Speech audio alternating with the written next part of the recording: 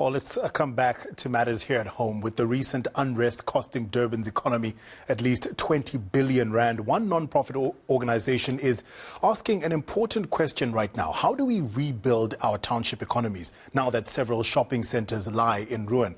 Afrika Tikkun NPC has launched a campaign to assist small businesses hit hard by the violence. To help us understand how it's doing this, we're live with the NGO CEO, Alef Meulenberg. Now, Alef, thank you for your time. We appreciate it. Paint a picture for me of the kind of small businesses we're talking about here. Thank you for having me. The kind of small businesses we're talking about are those who are directly affected by the looting. What that means is that they're normally in townships, and in our case, predominantly in townships in Johannesburg, and that they've been either looted directly or that they have lost both through COVID, the lockdowns, and through the looting, significant income, and now need to rebuild the businesses they've worked hard to start in the first place.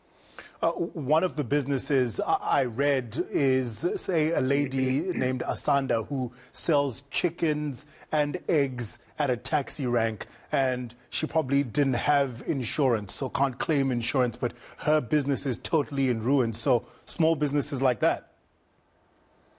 Exactly. So what we're looking for is those who are most vulnerable. So those will be spaza shops, small businesses that are in townships operating often informally and therefore don't have insurance or any capital to rebuild their businesses from scratch. So we asking ourselves then two questions to say, how can we on the one hand rebuild them, and how can we on the second hand ensure that they will be better and stronger than they were before? And so on the one, that includes a provision of capital to those businesses, whether that is through a loan or a grant.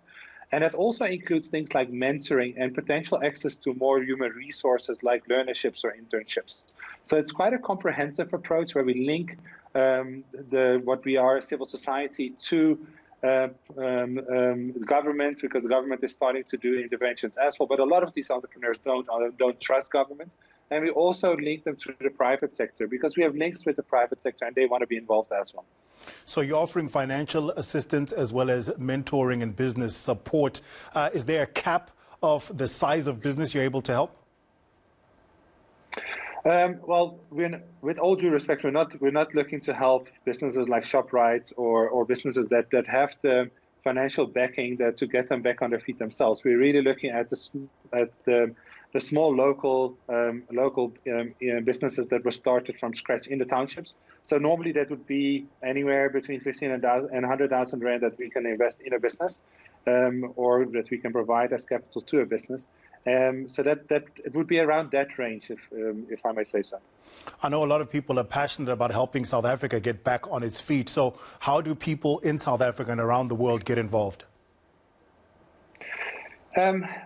I think on the one hand, we need to ask ourselves a very difficult question: is how did this happen in the first place? And for us, the answer is that there's systemic poverty and systemic inequality in the country that need to be consistently looked at. Secondly, practically speaking, right now, people can contribute to our campaign, which is rebuilding the township economies, and the website is on the screen.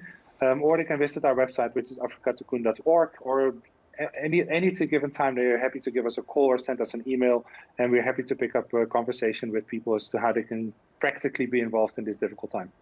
How has your organization been affected otherwise by the looting and the mayhem we saw in the last weeks? I know you do lots of programs like the Cradle to, I think it's Cradle to Career initiative. How has that been affected, if at all?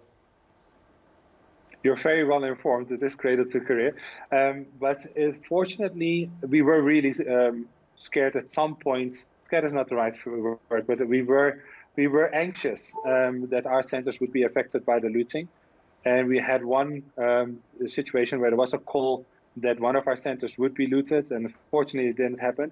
But we contribute this towards our long-standing in the communities that we serve. We've been in most of our communities for over 20 years and have really good relationships with the community. So none of our centers have directly been affected, knock on wood as well on that one. But at the same time, some of the programs had to stop. And one of the biggest things for us is that we're sitting with a youth employment of over 70%, and this is not going to help resolve that. And that is one of the biggest ways in which our programs are affected is that we are trying to solve youth unemployment, and this is going to add to it.